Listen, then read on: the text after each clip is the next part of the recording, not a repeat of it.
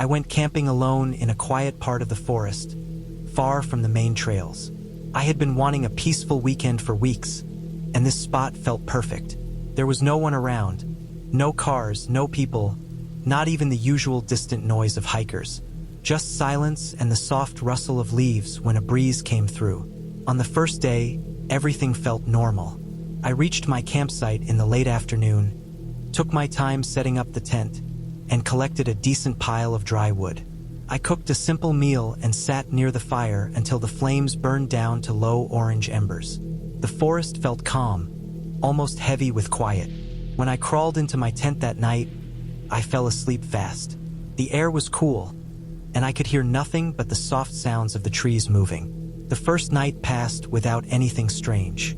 I woke up once to roll over, but even then the forest sounded peaceful.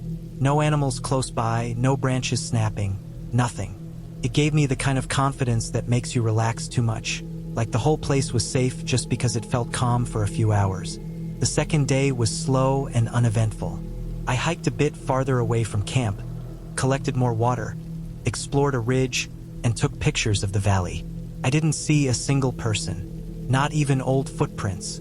The trails in that area barely existed, just faint lines where other hikers had passed months before. By late afternoon, the air felt colder than the day before, and a few dark clouds gathered above the trees. It didn't rain, but the sky looked heavy, like it might start any minute. I built a fire early just to have some warmth. By the time I ate dinner and put out the fire, the forest had become extremely quiet. Not peaceful quiet, but the kind that makes you feel watched, even when you're alone. Every sound seemed sharp, like the forest was holding its breath. I told myself it was just my mind reacting to the isolation. I got inside my tent around 11 p.m. and lay there listening, waiting for the usual small sounds of animals or insects moving. But even those felt fewer than normal. I must have fallen asleep around midnight because the next thing I remember was waking up suddenly, like someone had tapped the outside of the tent or touched the ground near my head. I didn't move at first. I didn't even open my eyes. I just listened. That was when I heard the footsteps. Slow, steady, soft steps moving in a circle around my tent. They weren't running or rushing. It sounded like someone walking with purpose, taking their time. The weight of each step was too heavy for a deer or any small animal. It had rhythm, heel, then toe, then a slight shift of dirt. Human. I knew it immediately, and my stomach tightened. I stayed completely still. I didn't sit up, didn't breathe too loud, didn't even swallow. I listened, counting each step as it made a slow half circle and then another. They weren't trying to be loud, but they also weren't trying to hide. Whoever it was moved like they already knew I was awake. For a moment I tried to convince myself it might be another camper who got lost, but the area was far off the main routes. People didn't accidentally end up here, and if someone was lost, they wouldn't circle a tent at 2 in the morning without calling out or turning on a light. The footsteps stopped near the front of the tent, right near the zipper. The fabric shifted slightly, like someone was leaning in close, putting their weight forward. I could hear breathing, slow, controlled, like they were trying not to make noise but couldn't help exhaling through their nose. It wasn't the loud breathing of an animal. It was deliberate, human, and close enough that I could almost feel the warmth through the thin fabric. I stayed frozen. My heart was beating so hard I was scared it would shake the sleeping bag. The person outside didn't move. They just stayed there, breathing quietly, leaning toward the zipper. I imagined a face pressed close, someone staring in at a shape they could barely see. The thought made my whole body tighten. A minute passed, maybe longer, felt endless. Then, finally, the weight shifted back. The fabric lifted slightly again, but in the opposite direction, like they were stepping away.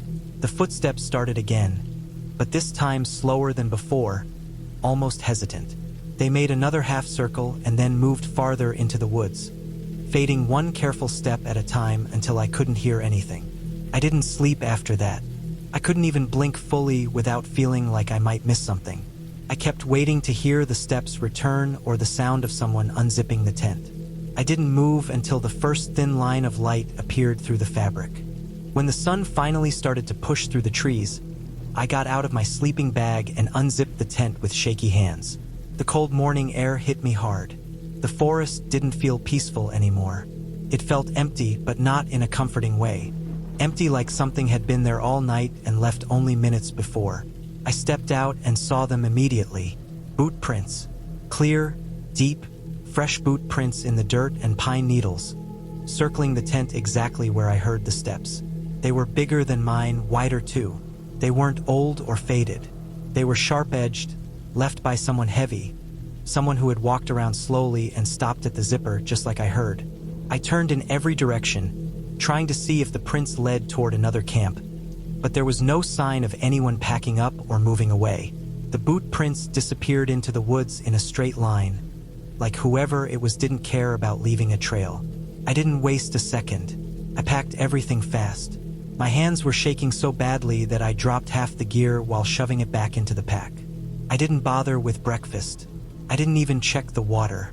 I just threw my bag on, kicked some dirt over the fire pit to make sure it was out, and started moving. The hike back was longer than it should have been. Every sound made me jump. Every snapped branch behind me made me freeze.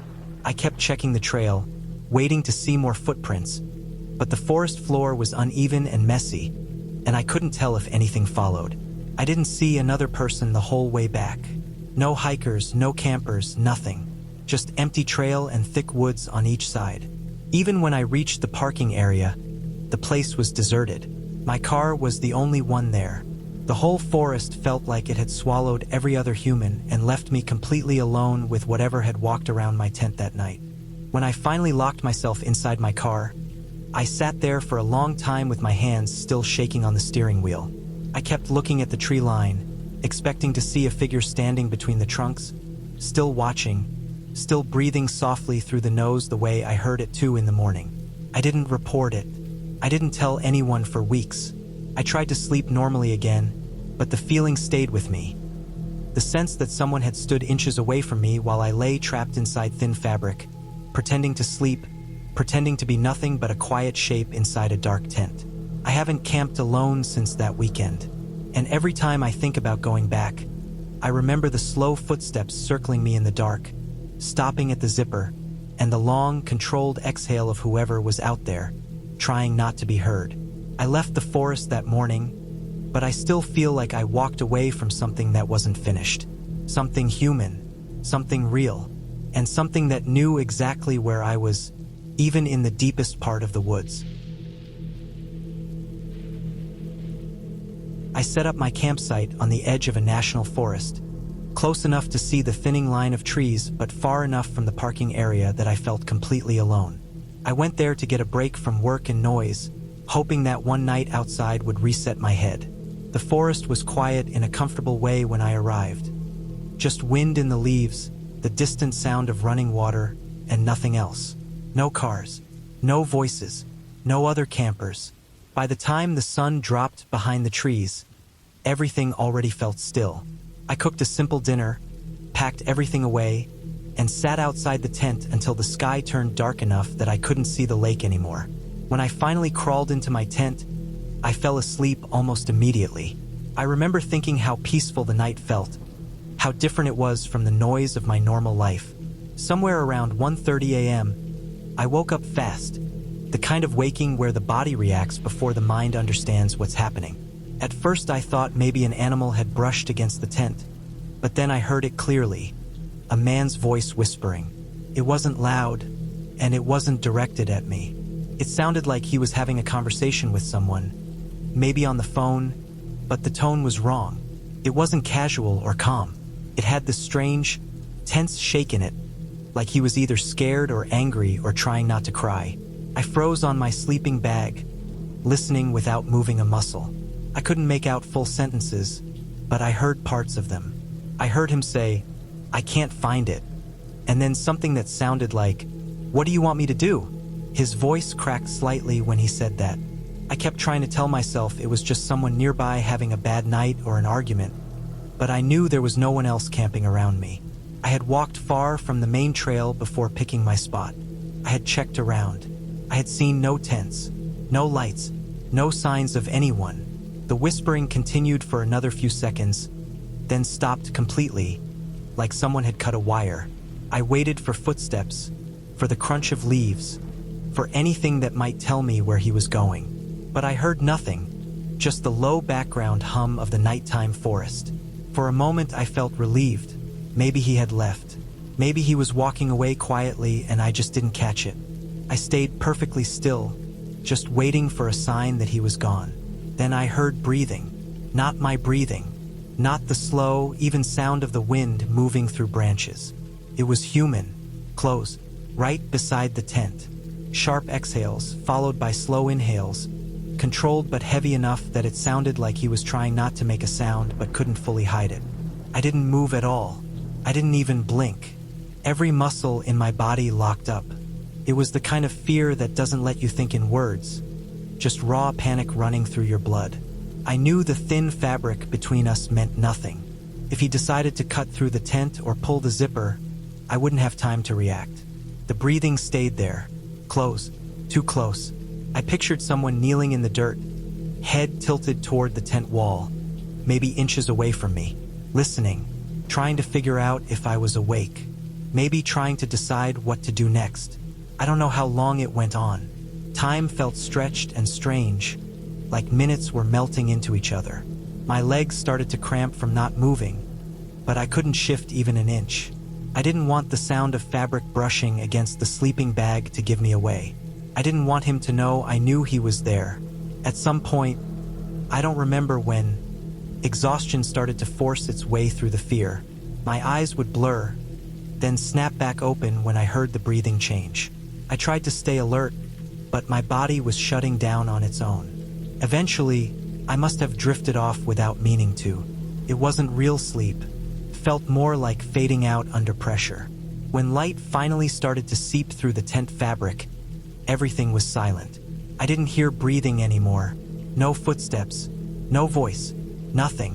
I unzipped the tent slowly, expecting maybe to see someone crouched nearby or walking away, but the forest was empty, still, as if no one had been there at all. But the dirt outside my tent told a different story. There were footprints everywhere, dozens of them. Some overlapping, some spaced apart like the person had been pacing or circling or turning around in small, tight steps. They weren't animal prints. They were clear human footprints. Deep impressions from boots, the kind that come from someone standing still for a long time.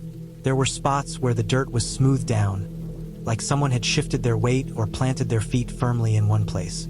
Right beside the tent wall, only a few inches from where my head had been, the earth was packed flat. That's where he had been standing while I heard him breathe. Just standing there, not moving, not leaving. I checked the area around the trees, the small field nearby, even the path leading back to the road. I didn't see anyone. No gear, no trash, no signs that another campsite had ever existed nearby. Whoever he was, he hadn't been camping. He had been wandering or hiding or searching for whatever he had been whispering about. I packed my things faster than I ever have in my life. I didn't bother eating. I didn't even take down the tent neatly. I just shoved everything into my backpack and started walking back toward my car, constantly checking behind me, scanning the trees for any movement. The forest looked normal in daylight, but every sound made me turn my head. Every rustle of leaves made my chest tighten. I kept imagining someone standing behind me on the path, matching my steps. Every once in a while, I looked back and scanned the dirt, checking for fresh footprints that weren't mine. I didn't see anyone during the entire hike back, but I never felt alone, not even for a second. It felt like whoever had been outside my tent still knew exactly where I was. When I finally reached the parking area, there were no other cars, no rangers, no hikers, just my vehicle sitting there in the empty lot, like it had been waiting for me. I didn't take one last look at the forest. I didn't breathe the fresh air and admire the view before leaving. I got in my car, locked the doors, and drove until the trees disappeared from the rearview mirror. I've camped my whole life, and nothing like that has ever happened again. But anytime someone asks me if camping alone is peaceful, I think about that whispering voice, that breathing outside the tent, those footprints in the dirt. He hadn't just passed by. He stayed. For a long time. And the part that still bothers me the most is how silent he was when he left, because I never heard him walk away. We planned the camping trip a few weeks earlier, just a simple weekend hangout to escape work, screens, and everything else. There were 4 of us, and the forest we chose was a place we had all visited before, though never this deep. We wanted a wide open clearing, somewhere flat enough for a few tents but still surrounded by trees so it felt like real wilderness. We found the perfect spot, a big circle of pine needles under tall, straight trees, the ground soft and even, the air full of that sharp pine smell that always reminds me of childhood trips. We set up camp in the late afternoon. 2 tents on one side of the clearing, 2 on the other. A fire pit in the middle. The rest of the day was peaceful. Quiet forest. A little breeze moving through the trees.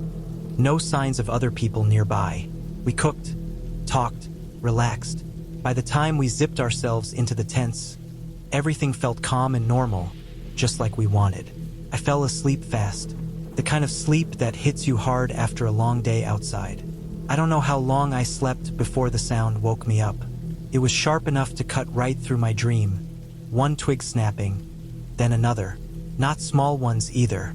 Thick, dry ones, the kind that break with a heavy crack when something big steps on them. I lay there on my back, trying to tell myself it was an animal. A deer, maybe, but the weight behind the sound felt different. Too heavy, too steady, and the pattern wasn't right. Animals move quickly, unpredictably.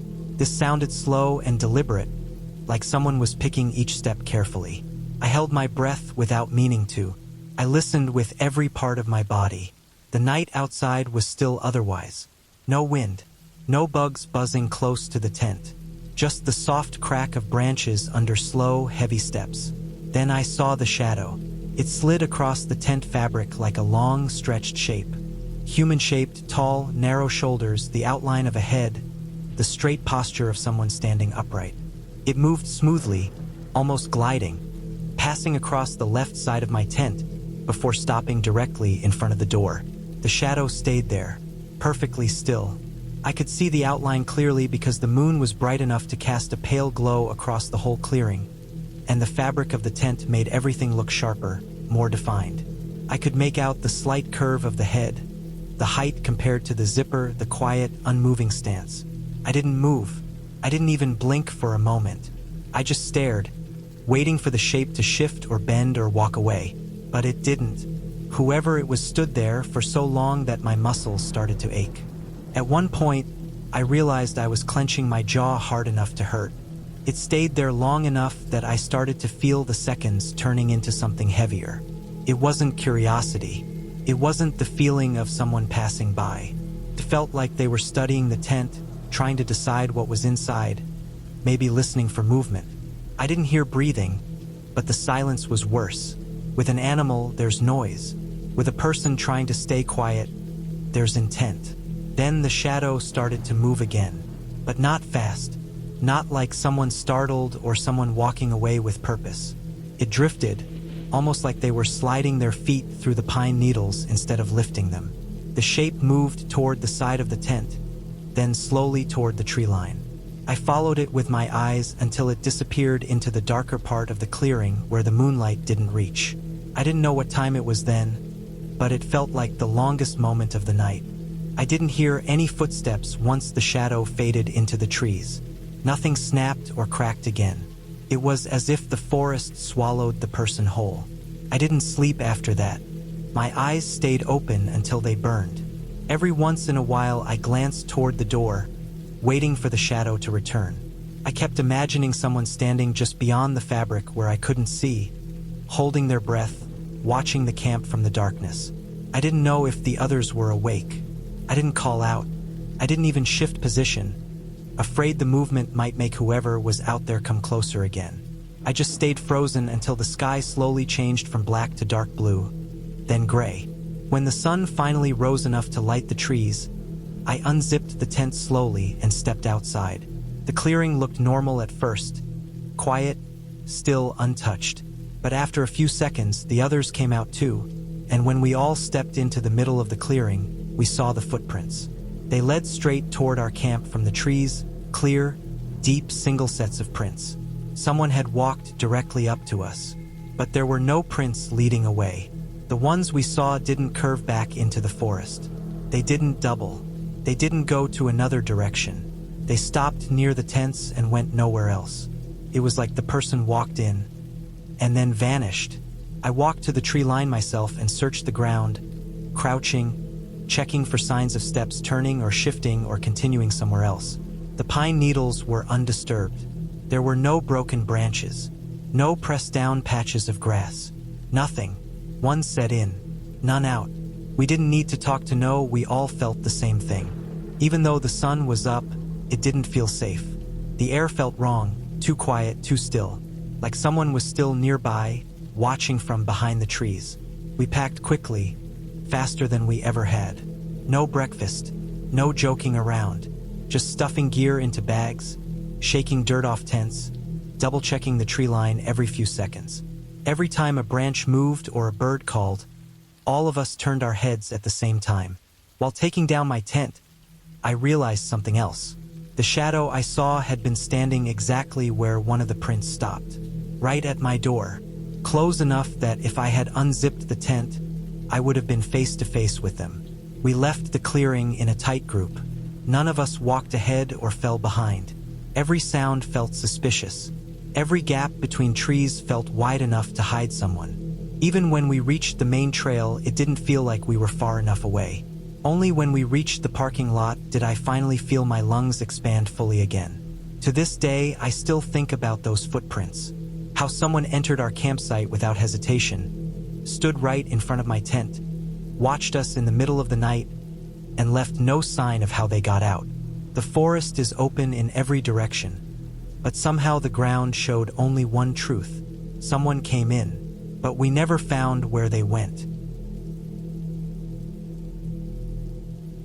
I planned the trip with my friend weeks before, and we were both excited to spend 2 nights camping near a small lake we used to visit back in school. It wasn't a busy place. In fact, barely anyone camped there unless they were fishing or hiking deeper into the woods. The spot had a wide flat area for tents, a decent view of the water, and just enough space between the trees to make it feel private without being too isolated. The day before the trip, my friend bailed. He sent a short message in the afternoon saying something had come up and he couldn't make it. I already had the weekend free, the gear ready, and the drive wasn't long, so I decided to go alone. I camped solo before. I didn't think twice about it. I reached the lake in the late afternoon. The air was warm, a little humid, and the water looked still, like there wasn't even a small breeze touching it. I picked a flat area close to the shoreline and set up the tent. The ground was soft but firm enough to hold the stakes. I placed my heavy cooler next to the tent near the entrance. The cooler was big, one of those thick ones with sturdy metal latches that lock down tight. I kept all my food in there to avoid animals getting curious. Before the sun went down, I wiped the cooler clean. Bugs had already gathered on it the moment I opened it earlier. I kept a small towel just for wiping surfaces like that. By the time the sky turned orange, the plastic lid was completely dry and smooth with nothing on it. No smudges, no dust, nothing. The first couple of hours felt normal. I cooked a small meal over a portable stove, walked around the lake a little, watched the last bit of sunlight fade behind the tall pines, and then sat outside the tent letting the quiet sink in. There was no wind, no fish jumping, no people anywhere nearby. The lake looked like a dark sheet of glass once the sun was gone. Around 10 p.m., the temperature dropped fast. I zipped up the tent, crawled inside my sleeping bag, and used my backpack as a pillow. I listened to the soft sounds outside, the distant chirp of a few insects, the faint creaking of trees. Nothing unusual.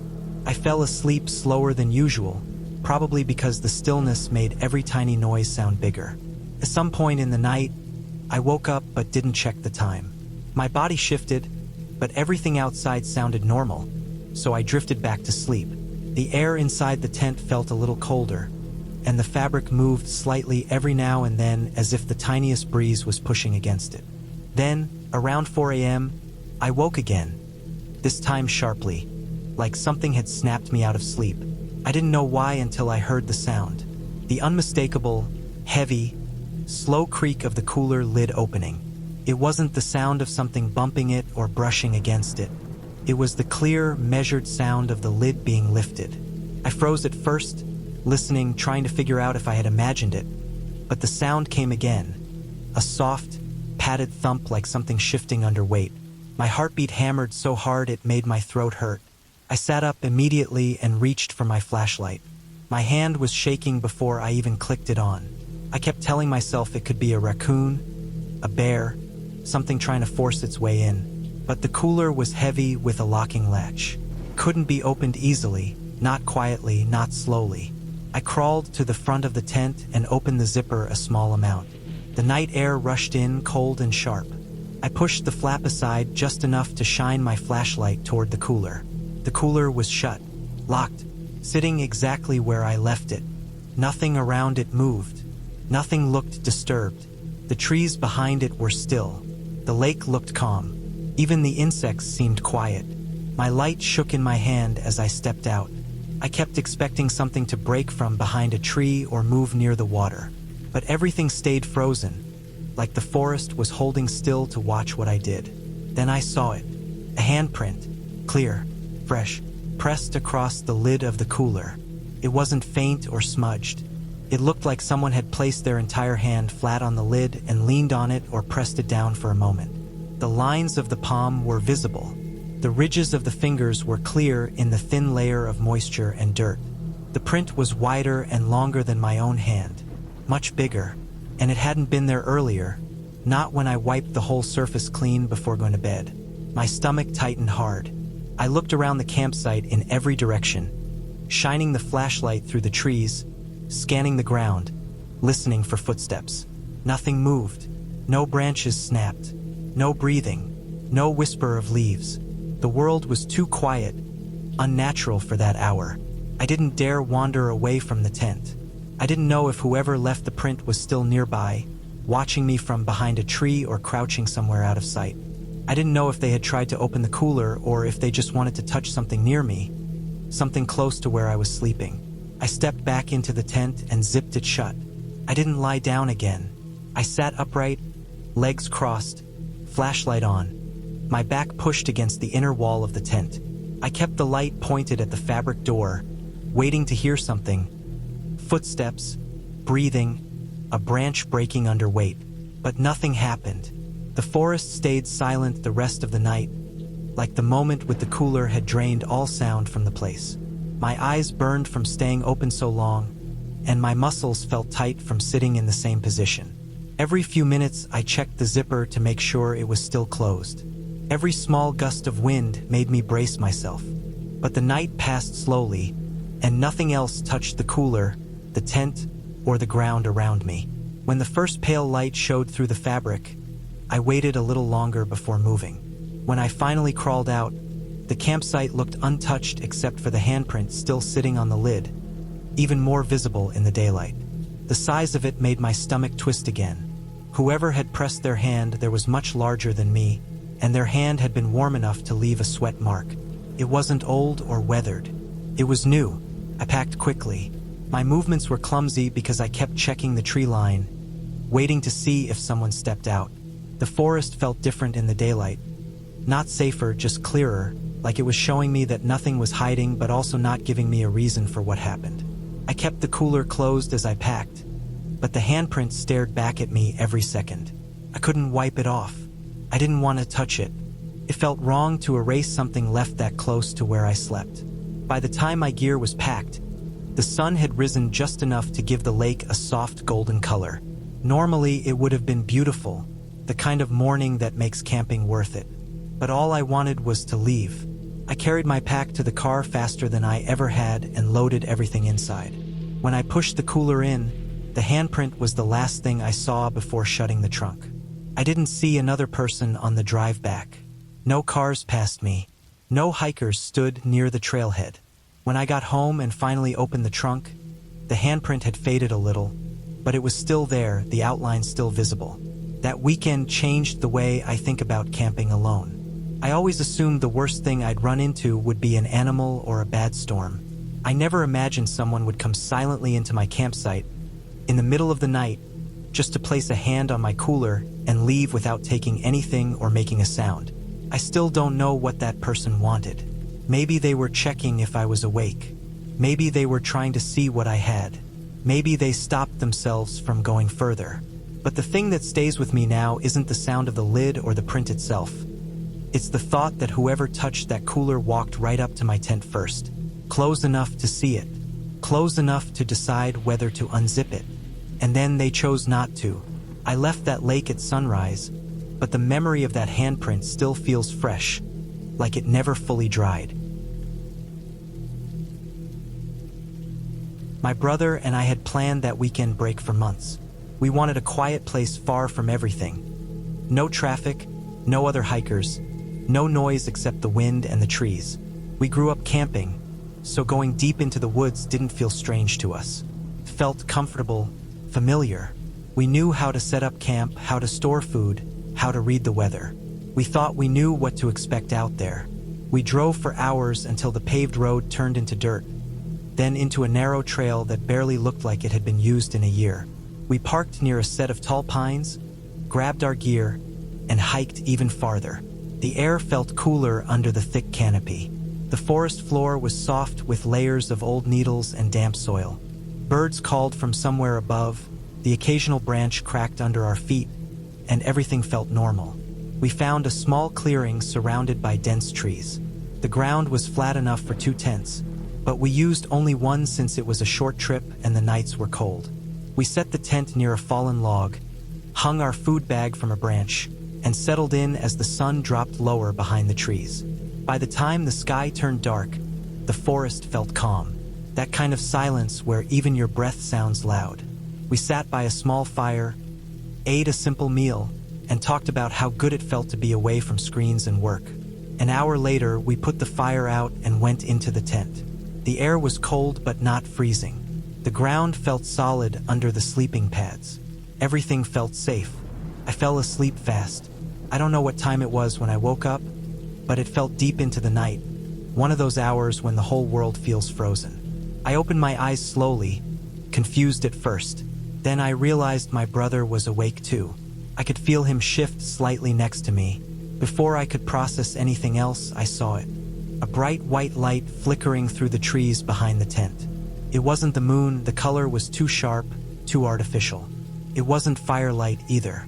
It was the clean, cold beam of a flashlight. It cut through the dark in thin lines, sliding between trunks and branches. My first thought was that it was a ranger checking the area or maybe another camper wandering around. But something about it felt wrong within seconds. The light didn't move like someone walking normally. It didn't sweep side to side or bounce slightly with steps. It drifted, slow, dragging, like whoever was holding it barely lifted their feet. I stared at the tent wall where the faint glow pulsed in and out. I could hear nothing but my own breathing. No footsteps, no rustling, no twigs snapping. Just the slow, unnatural glow of that light moving behind us. It wasn't getting brighter. It wasn't getting dimmer. It just floated in the trees, aimless and steady. Then the light shut off. Completely. The sudden darkness felt like it pushed into the tent, thick and heavy. I waited, holding still, listening for any sound that matched the slow movement we had just witnessed. But the forest stayed empty. Even the insects felt silent. It was too quiet, the kind of quiet that makes your chest feel tight. Minutes passed. Long ones. My body started to relax just a little, only because nothing continued. The air grew colder, and I curled deeper into the sleeping bag, keeping my ears open. I didn't close my eyes though. I knew I wouldn't fall back asleep. Then, about 10 minutes later, the light came back. This time, it wasn't drifting through the trees. It wasn't behind us. It wasn't vague or distant. It was pointed directly at our tent. A perfect white circle glowed on the tent wall, sharp and unmoving. The beam was steady, dead center, like someone standing just a few feet away was aiming it directly where they knew we were lying. I didn't move. I didn't even swallow. My whole body felt like it had locked up on its own. I could feel my heart pounding against the ground under me. The circle didn't shift left or right. It didn't get closer. It didn't pull away. It just stayed there, still and focused, like whoever held the flashlight wasn't trying to look for anything. They were just staring. The light stayed long enough for my eyes to burn from not blinking. Then it flicked off again. Total darkness washed over the tent. Felt even darker than before. Black in a way that made the air feel thicker, heavier. The cold seeped deeper around us. I listened for the sound of footsteps leaving, but nothing came. No crunch of soil, no brushing of branches, no breathing, just silence. We stayed awake the entire night. Neither of us moved. I could feel the tension in every muscle in my body. Like any small noise I made might bring the light back. Every so often I thought I heard something faint, a soft shift, maybe a distant creak, but nothing close, nothing human. The hours dragged by. The cold settled into my fingers and toes. My back ached from not moving, but I stayed still, staring at the fabric of the tent, waiting for another white circle to appear. It never did. When the sky finally brightened and thin gray light seeped into the tent, I felt a wave of relief so strong it almost made me dizzy. It was finally morning. Morning felt safe. Morning meant visibility. Morning meant distance from whatever had stood there in the dark. We unzipped the tent slowly and stepped out. The air was freezing, and the ground felt damp under my boots. I scanned the trees, the surrounding brush, the ground behind the tent. Everything. At first glance, nothing looked disturbed. But then I saw them. Foot impressions. Fresh. Deep enough to be from someone standing still for a long time. They were spaced just a few feet from our tent. Exactly where the flashlight must have been pointed from. The prints faced directly toward us. The tread pattern was clear in the dirt. They weren't old. They weren't washed out. They weren't scattered. They were from one person standing in one spot, watching. I walked closer, kneeling down to examine them. The ground around the prints was untouched. No scuff marks. No trail leading toward them. No trail leading away. Whoever stood there approached our tent without making a single clear step we could trace. That was what made my stomach twist the most. The person who watched us had walked right up to our tent without us hearing a thing. They stood there long enough to shine a flashlight directly at us. And they left without a single sound strong enough to leave a trail. We packed fast. Faster than we ever had. My hands shook as I rolled up the tent and stuffed it into my bag. My brother checked every direction again and again, scanning the woods like he expected the flashlight to switch on any second. The forest looked normal in daylight. Birds started calling again. The wind moved through the branches. But none of that took away the feeling of that silent, unmoving white circle staring at us in the dark. When we reached the main trail and later the car, the tension didn't fade. It sat in the back of my mind, heavy and cold. Even when we drove away, I kept checking the rearview mirror, half expecting to see a figure stepping out from the trees with a flashlight still in hand. We didn't talk about it on the drive home. Not because we didn't want to, but because neither of us knew how to explain what we had seen in a way that made sense. Someone was out there that night. Someone who didn't speak, didn't approach loudly, didn't walk normally.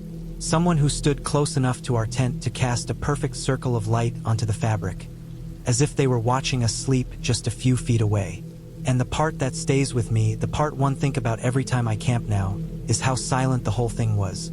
No footsteps approaching, no footsteps leaving, just the light, and the fact that someone was out there in the dark, holding it perfectly still, staring straight at our tent. I had chosen a campsite not too far from the main trailhead, mostly because I wanted a place that felt private but still had other people around in case something went wrong. When I arrived in the late afternoon, I found that 3 other groups had set up nearby, each in their own small clearing. The forest was thick but open enough that you could see each other if you walked through the trees. One group in particular caught my attention, a couple with a kid. I ran into them while carrying my gear to my site. They were friendly, smiled at me, made small talk about the weather and the trail. Nothing unusual. They seemed normal, like people you'd expect to meet on a weekend camping trip. I set up my tent in a small clearing not far from them, making sure to keep my firewood stacked neatly and my supplies stored safely in the car. The air was crisp, the smell of pine thick, and the distant hum of the forest comforting. By the time the sun was gone, I had cooked a simple meal over my small camp stove, cleaned up everything, and crawled into my tent. The forest around me was calm but alive with quiet sounds. Leaves brushing against each other, the occasional bird call, the faint trickle of water from a nearby stream. I must have fallen asleep fast because I woke with a start sometime around midnight. The first thing I noticed was the quiet. Too quiet. Not a single sound came from the other camps. No laughter, no talking, no fire crackling, no faint argument about what to cook or where to sit. Even the occasional sniff of a dog from another campsite was gone. At first, I thought maybe I had slept through some kind of lull. Maybe everyone had gone to sleep. But then I remembered their lantern. It was still on, a soft orange glow from just outside their tent. That didn't make sense. If they were asleep, the lantern wouldn't be flickering like that. It was low enough that it would have died by now if left unattended, and yet it burned steadily. I unzipped my tent carefully, trying not to make a sound. My stomach sank the moment I stepped out. The couple's tent was wide open, flaps flapping slightly in the gentle night breeze. Their folding chairs were knocked over. Food bags lay on the ground as if someone had abandoned them in a hurry. Plates and cups were scattered across the grass, some tipped over, some barely touched. It looked like they had left in a rush, but that didn't make sense. Their car was still parked exactly where I had seen it earlier. I could see the faint reflection of the moon on the hood. No tires rolling away. No dust clouds that might indicate they had driven off in a panic. My heart started pounding. I took a few steps closer, my boots crunching softly on the forest floor, and tried to think rationally. Maybe they had gone for a hike and left the lantern on? But no parent would leave a small child alone at night without saying anything. Maybe it was a prank? But why leave everything else in disarray? The thought of calling out didn't even cross my mind. I felt frozen, aware that if someone had actually left in a hurry, they might be close. I backed away slowly, keeping my eyes on the tent and the scattered campsite. The lantern flickered gently, but otherwise, there was nothing. No shadows moving, no distant voice calling out. The forest felt heavier suddenly, like every sound I had grown accustomed to had vanished. Even the breeze had died down. I didn't linger. I ran back to my own tent, trying to make as little noise as possible. My hands shook as I zipped the door closed. I grabbed my flashlight and held it ready, shining it out the small opening of my tent. My pulse was loud in my ears. Every tree in the surrounding darkness felt like it might be hiding someone watching, waiting. I stayed awake the rest of the night. I didn't hear anyone approach. I didn't hear any movement around my own campsite. The forest stayed eerily silent. Even the small sounds I had taken for granted, the rustling of leaves, distant birds, the low hum of insects, were gone. Morning didn't feel like relief at first. It felt slow and heavy, crawling toward me like a long shadow across the clearing. When the sun finally crested the treeline, the light was pale and weak, filtering through the trees in thin lines. I finally unzipped the tent and stepped out cautiously. The other campsites were empty. Their tents were intact, still collapsed where they had left them, but the ground told a different story. Around the couple's tent, dozens of footprints crisscrossed the soil. Heavy impressions, some made by boots, others by bare feet, all leading toward their tent. Some overlapped, some circled. None led away. Whoever had moved through the clearing had vanished into the forest without leaving a trace. I examined the footprints closely, crouching to see the depth of each impression. The soil was soft from the night's dew, which made the prints stand out even more clearly. You could see the arch of each foot, the indentation of the heel, the spread of the toes. They hadn't been there when I arrived the night before. Someone had been there, someone close enough to touch the tents, move the chairs, disturb the food. But there was no indication they had left along a path. No direction, no trail, nothing. I packed up quickly after that, double-checking my own campsite. I stuffed the tent into its bag, folded the sleeping pad, shoved the stove and supplies into my backpack. My hands shook the entire time, and I kept glancing over my shoulder, half expecting to see someone step out from behind a tree. Every rustle of leaves or snapping twig made my pulse spike.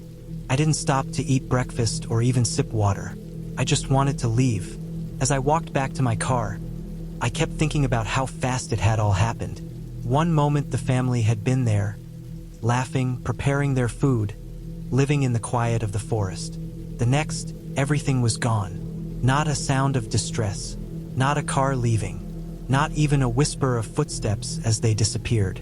3 people could vanish in the middle of a small, populated clearing without leaving a sound, without a trace of how they got away, and I had witnessed the aftermath. Even as I drove down the dirt road, I kept replaying it in my mind. The stillness of the night, the soft, steady glow of the lantern that remained lit even though the people were gone. The overturned chairs, the scattered food, the footprints that led in but didn't lead out. I never saw the couple or their child again. I never found out what happened. Local rangers had no reports of anyone missing in that area during that weekend. I asked other campers nearby if they had seen anything unusual, but everyone reported nothing out of the ordinary. It's been years since that trip, but I still think about it every time I go camping. The quiet, the sudden emptiness of a campsite that had been full of life. The fact that 3 people can disappear completely in the forest without a sound, leaving nothing but a lantern that burned on as if waiting for someone to notice. And sometimes, when I hike through quiet woods now, I can't shake the memory of that sudden silence, how fast it came, and how completely it erased the presence of people who had only moments before been there. I camped near a remote ridge, the kind of spot you only find if you wander off trail and trust your own sense of direction more than the map. It wasn't a marked campsite. It wasn't even close to any of the common backpacking routes in that area. It was just a flat patch of ground tucked between a line of pine trees and a long rocky drop that overlooked miles of forest below. The air felt sharper up there, cleaner. When I first reached it in the late afternoon, I felt like I had stumbled onto a place nobody else had been in years. Setting up the tent felt routine. The ground was mostly level. The trees broke the wind, and the ridge gave me a wide view of the sky turning orange as the sun dropped. Everything felt normal, quiet, open, safe. I could hear the forest adjusting to evening, insects waking up, branches shifting as the temperature cooled. I didn't sense anything strange. In fact, I remember thinking the place felt almost too peaceful after the long hike. I gathered a small pile of wood, boiled some water for a simple meal, and sat by the tent while I ate. There were no other voices or footsteps, no distant headlamps, no rustling from another camp. I was alone, truly alone, and I liked that. I had come out here for solitude, to get away from noise and busy trails. For a long moment, I sat on a rock and watched the sky fade from orange to dark blue, then finally to black. When the first stars appeared, I felt calm enough to call it a night. Inside the tent, the air felt colder. I zipped myself into the sleeping bag and let my body settle. The ridge stayed quiet, only a few soft cracks from the forest as the temperature dropped more. I drifted off slowly. I don't know how long I slept before something pulled me out of it. At first, I didn't understand what woke me. I lay there with my eyes half open, listening, trying to hear anything familiar. Then I heard it again, a faint whistle. 2 short notes, not a bird sound, not the wind passing through branches, but something that carried intention. Soft, low, almost casual. 2 quick notes and then silence. My eyes snapped open fully, and a cold feeling spread through my chest. I waited, hoping it was nothing, hoping I had only imagined it. But after a few seconds, it came again. 2 short notes. Same tone, same length, same pattern. I held my breath. It didn't sound far away, not close, but definitely somewhere among the trees. The sound had weight to it, like it wasn't floating randomly. It was pointed, directed, the kind of whistle someone might make to get attention without trying to be too loud. I tried to convince myself it could be a strange bird, but the pattern felt too human, too deliberate. I stayed completely still, listening closely, trying to pinpoint the direction. The whistle repeated again, and this time I was sure it wasn't coming from one place. It was moving, a few feet to the left of where I first heard it. Then another spot, then again. The sound shifted around the trees, slowly, like someone was walking in a loose arc around my campsite. My heart started pounding so hard I felt it in my throat. My chest tightened. The air in the tent suddenly felt thick, heavy, hard to breathe. I didn't sit up. I didn't reach for my light yet. I just listened. The whistle happened again, closer this time. Not close enough to be right outside the tent, but close enough that I could hear the faint echo bouncing off the ridge. I couldn't hear footsteps, which made everything worse. Whoever it was walked softly enough that their feet barely broke branches or brushed against the ground. The whistle was the only sound, appearing in different places, each time a few steps closer, like whoever was making the sound was slowly approaching in a half circle. Then the whistling stopped. Completely. The silence felt heavy, like the whole forest had tightened around my tent. I waited, trying to hear breathing or shifting or anything that might tell me where the person was. I held still long enough for my muscles to ache. The cold air pressed through the fabric of the tent. And then it happened. A long, slow exhale. Someone breathing through their nose, right outside my tent. Not touching it, not moving around, just standing there, breathing slowly, controlled, like they didn't want to make any noise with their mouth. I felt every hair on my arms stand up. My whole body went stiff. I didn't move, didn't twitch, didn't even blink. The breathing stayed steady for several seconds. Then the whistling started again, but now it was so close that the tent fabric vibrated with each note, like the sound was being made inches from the nylon wall. The pitch was slightly different up close, deeper, a little uneven, but still the same two short notes. I felt the breath in my chest freeze. Whoever was out there knew exactly where I was. I stayed frozen for what felt like hours. I didn't check the time. I didn't dare open the tent or reach for anything that might make noise. My flashlight stayed at my feet. My hands stayed under the sleeping bag. I felt trapped, like any movement might make whoever was there react. I listened through the rest of the night as the forest remained silent. No more footsteps, no more rustling, no more whistling, just long, stretched out silence, and then eventually the faintest shift, like someone walking away slowly, one careful step at a time. I didn't sleep again. I sat upright the rest of the night, waiting for even the smallest sign of movement. I kept expecting the whistle to start again, but it didn't. The hours crawled by in complete stillness. When the first pale light filtered through the tent fabric, I waited a little longer before unzipping anything. The sunlight made the ridge feel less threatening, but it didn't take away the feeling in my stomach. I stepped outside slowly, scanning the trees, the ground, the path back toward the trail. The campsite looked almost exactly as I had left it, except for one thing. In the soft dirt near the edge of the trees, there were footprints. Clear, deep, fresh from the night. They weren't animal tracks. They were human, a single set, leading away from the ridge in a straight line. Just one set, no other tracks around. No sign of a second person. No sign of another tent or a fire pit or anything that might explain someone wandering out there in the middle of the night. I followed the footprints a few steps before stopping. They went directly into the thick trees, the direction I had first heard the whistle. The ground farther in was covered with pine needles, so the prints faded fast. Within 20 steps, they were gone completely, swallowed by the forest. I packed up in a rush. My hands trembled the whole time. Every sound made me look over my shoulder. Twigs shifting, the wind brushing past the ridge, the distant creaking of branches. The forest didn't feel empty anymore. It felt like something had moved through it without any reason that made sense. As I hiked back toward the marked trail, I didn't see a single person. No hikers, no campers, no one crossing the woods.